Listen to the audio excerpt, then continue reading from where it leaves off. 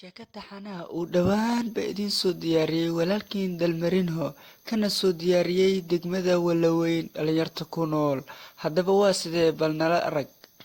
magaalada shid badanaa meel aaday malaha wax la dhacaayo malahan waan ku wareernay wallahi billahi hal nin oo reer baadiya xitaa aan moobeel ka dhaco wallahi billahi ma hayo waan ku wareeray meeshaan la wax xagee aadaaniyo meeshaan jahwareer badanaa wax la qabanayo malaha naagtana lacagay naga rabtaa annagana wax ma hayno jaadkii wuu noo gooyey waxa sameynayna malahan wallahi billahi waxaan dhacno oon xoolahay lacagta jaadka aan ka diyaarno wallahi billahi malaha waan wareernay meelaan ka baxayna malaha war maxaan sameynaa Soomaali shid badanaa. Sheekadan qalinka waxaa u qaatay oo soo diyaariyey abwaanada da'da yar waatay haddaba waa Fahma Degan.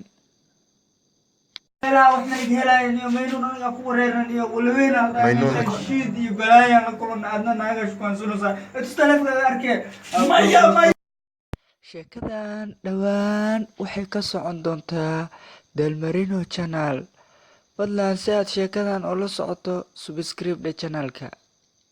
ninkii waxaa ka dhacay ima oga saacad baan ka dhacay maasha Allah halo wallahi saacad waa dahabe maasha Allah war ninka saacadda gadan jira meel saacaddan ayaa gadanayo Waan ogahay sheekadan waad jeclaan doontaa waadna qiimeyn doontaa. Fadlan si aad sheekadan oo la socoto channelka gambaleelka ka iloobin waxay noo tahay dhiirigelin.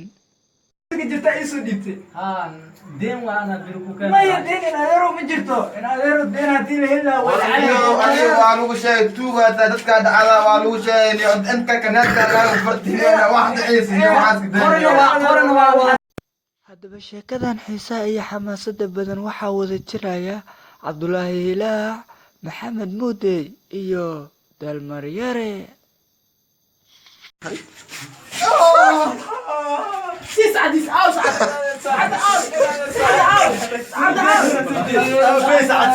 ciidanku wax soo faqay maara arab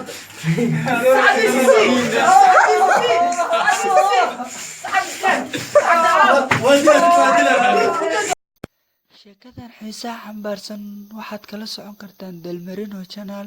Fadlan subscribe-ka ha naga iloobin, commentiga waa dhankeena, share-kana fadlan ha naga baqiilin waayo